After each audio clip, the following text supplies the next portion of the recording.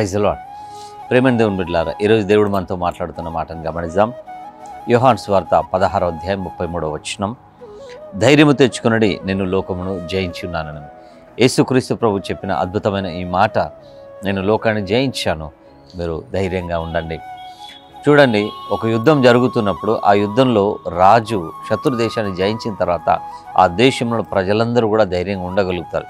శత్రు భయం నుండి విడుదల కలుగుతుంది. కాబట్టి ప్రేమైన దేవుని బిడ్డ, ఏ శత్రువు అయితే దాడి చేస్తున్నాడో, అనేక రకాలుగా శ్రమలను ఇబ్బందులు కలిగిస్తూ వాడి బలము నుండి తప్పించినటువంటి దేవుడు చెప్పిన మాట, ధైర్యం తెచ్చుకోనండి, నేను లోకాన్ని జయించానని. ఈ లోకంలో మానవ శక్తికి మించిన అనేక రకాలైన శ్రమలు వెంబడిస్తున్నప్పుడు ప్రతి మనిషి కృంగిపోతారు, భయపడతారు. అయితే ఎప్పుడూ కూడా మనిషి ఎదురు చూసేది ఏంటి అంటే, ఈ సమస్యను దాటించగలిగిన బలవంతులు ఎవరైనా ఉన్నారా అని. ఒకవేళ ఆర్థిక ఇబ్బందుల్లో ఉన్నట్లయితే ఆర్థిక సహాయం చేయగలిగిన ధనవంతులు ఎవరైనా ఉన్నారా అని. ఒకవేళ ఏదైనా శ్రమలలో, ఏదైనా పోరాటంలో ఉన్నట్లయితే, ఏదైనా తగాదాలో ఉన్నట్లయితే దీని నుండి దాటించగలిగిన, పలుకుబడి కలిగిన బలవంతులు ఎవరైనా ఉన్నారని చూస్తాం. ప్రేమైన దేవుని బిడ్డ, ఎప్పుడు కూడా మనము శ్రమలో ఉన్నప్పుడు ఆ కష్టాన్ని దాటించగలిగిన బలవంతుల వైపు మనం చూస్తాం. అయితే ప్రభు చెప్తున్న మాట ఏంటంటే, నేను లోకాన్ని జయించాను. అపొస్తలుల కార్యములు 2వ అధ్యాయం 24వ వచనంలో వ్రాయబడిన మాట, మరణము ఆయనను బంధించుట అసాధ్యము అని. హల్లెలూయా. ప్రేమైన దేవుని బిడ్డ, మనుష్యునికి తీర్చలేని సమస్య ఏదైనా ఉన్నదంటే అది మరణమే. కానీ క్రీస్తు విషయం వచ్చేసరికి మరణమును కూడా జయించి లేచిన అద్భుతమైన దేవుడు. అందుకే ఈరోజు పునరుత్థాన పండుగ యొక్క అనుభవంలో, ఆశీర్వాదంలో మనం ఉంటున్నాం. ఈ రెజరక్షన్ డే, ఈ ఆశీర్వాదాన్ని దేవుడు యేసు నామములో మీ జీవితంలో దయచేయును గాక.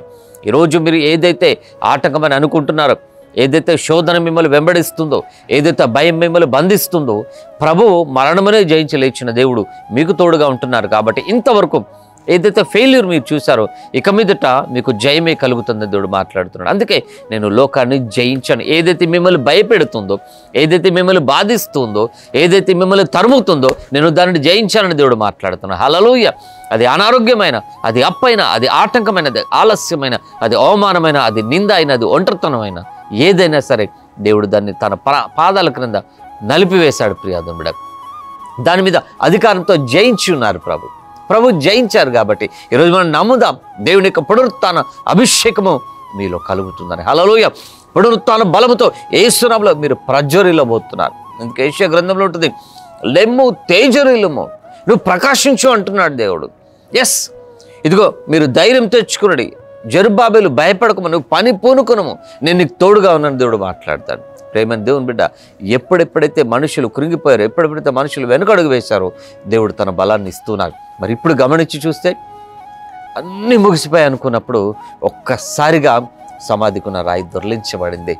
పునరుత్థాన బలముతో దేవుడు పైకి రావటం, బయటికి రావటం జరిగింది. ఈరోజు పునరుత్థానుడైన దేవుడు నీతో ఉంటున్నాడు.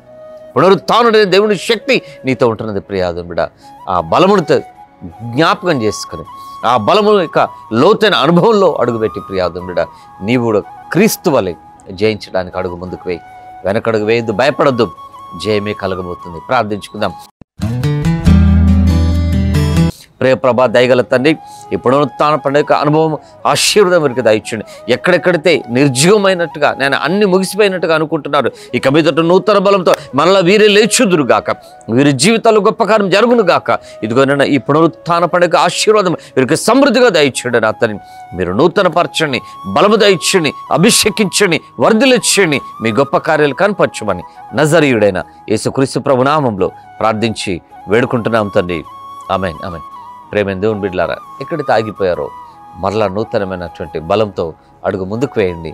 పునరుత్థానుడైన క్రీస్తు మీతో ఉండబోతున్నారు. God bless you. Praise the lord.